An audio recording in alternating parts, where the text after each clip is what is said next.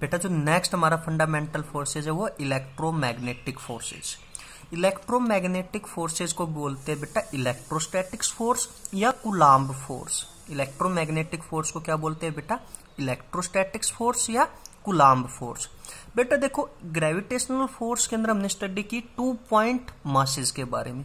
Electromagnetic force या electrostatics force या कूलाम्ब्स law के अंदर हम स्टडी करते हैं 2 पॉइंट चार्जेस के बारे में। किसके बारे में बेटा, 2 पॉइंट चार्जेस के बारे में।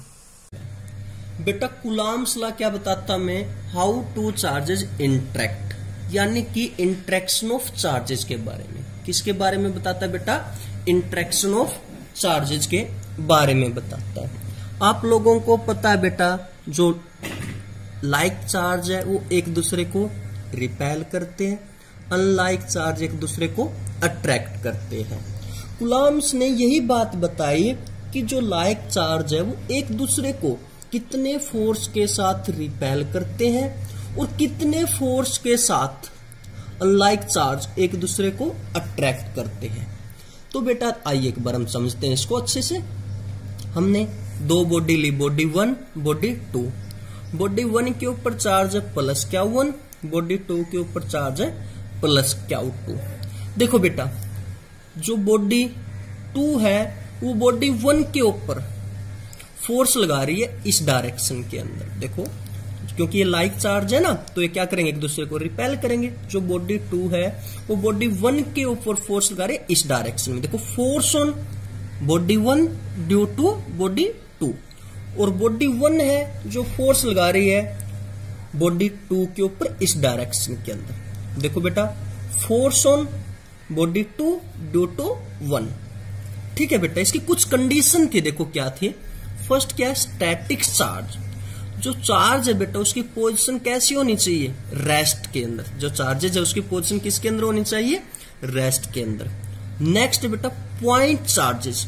पॉइंट चार्जेस का मतलब क्या है, चार्ज इन स्मॉल स्पेस। जो स्मॉल स्पेस के अंदर चार्ज होता है उसको हम बोलते हैं पॉइंट चार्जेस बेटा। नेक्स्ट देखो बेटा force act along line joining centre of 2 charges.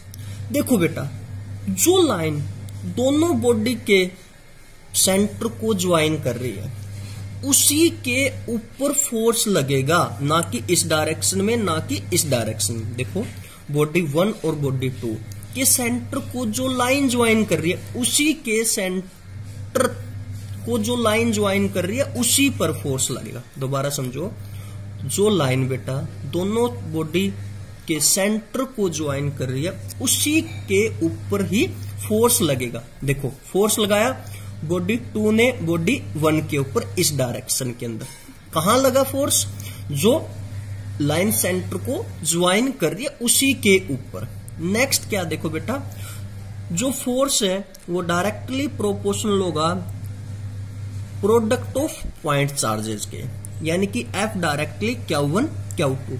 जितना ज्यादा चार्ज होगा बेटा उतना ज्यादा क्या होगा, आपका फोर्स होगा। जितना कम चार्ज होगा उतना ही कम आपका फोर्स होगा। नेक्स्ट क्या बेटा, फोर्स इनवर्सली प्रोपोर्शनल सेपरेशन का स्केयर। फोर्स जो है इनवर्सली प्रोपोर्शनल होगा जो पॉइंट चार्जेस के बीच की सेपरेशन है उसके स्केयर के। जितनी ज्यादा सेपरेशन होगी बेटा उतना कम फोर्स लगेगा, जितनी कम सेपरेशन होगी उतना ही ज्यादा फोर्स एक्ट होगा। देखो नेक्स्ट क्या, जो फोर्स है वो डिपेंड करता है बेटा मीडियम के ऊपर। किसके ऊपर फोर्स डिपेंड करता है, मीडियम के ऊपर। एक बार दोबारा से देखो बेटा, हमने क्या किया, 2 बॉडी कंसीडर की, बॉडी 1 बॉडी 2। बॉडी 1 के ऊपर चार्ज है बेटा प्लस Q1, बॉडी 2 के ऊपर चार्ज है बेटा प्लस Q2। देखो अब बॉडी 2 ने फोर्स लगाया बॉडी 1 के ऊपर, यानी बॉडी 2 ने बॉडी 1 को रिपेल किया इस डायरेक्शन के अंदर, यानी force on 1 due to second. तो बॉडी 1 ने भी फोर्स लगाया बॉडी 2 के ऊपर, बॉडी 1 ने भी बॉडी 2 को क्या किया बेटा, रिपेल किया। देखो force on body 2 due to 1। ये जो फोर्स लग रहा है बेटा ये उस लाइन के ऊपर लग रहा है जो 2 बॉडी के सेंटर को ज्वाइन कर रही है। तो जो फोर्स होगा बेटा वो इक्वल होगा, जो फोर्स का मैग्नीट्यूड है वो क्या होगा, इक्वल होगा, लेकिन उसकी डायरेक्शन क्या होगी, अपोजिट होगी। उसकी डायरेक्शन क्या होगी बेटा, अपोजिट होगी। अब हम कंबाइन करते हैं इक्वेशन 1 और 2 को, यानी कि आपके पास आ गया F इजिकल टू के Q1 Q2 bye are square. बेटा जो K है उसको बोलते हैं बेटा कांस्टेंट। क्या है K, क्या बेटा, कांस्टेंट। इसको नाम देते हैं इलेक्ट्रोस्टैटिक्स कांस्टेंट या कूलाम्ब कांस्टेंट। जो K है बेटा उसकी वैल्यू होती है 9 × 10⁻⁹ न्यूटन मीटर स्क्वायर पर कूलाम्ब स्क्वायर बेटा। और K डिपेंड करता है बेटा मीडियम के ऊपर। K किसके ऊपर डिपेंड करता है, मीडियम के ऊपर। और जो आपका फोर्स है बेटा वो भी किसके ऊपर डिपेंड करता है, मीडियम के अंदर। जैसे एयर या वैक्यूम के अंदर अलग फोर्स होगा और वाटर के अंदर अलग फोर्स होगा बेटा। बेटा एक बार जो कंडीशन है इसकी एक बार अच्छे से दोबारा समझो।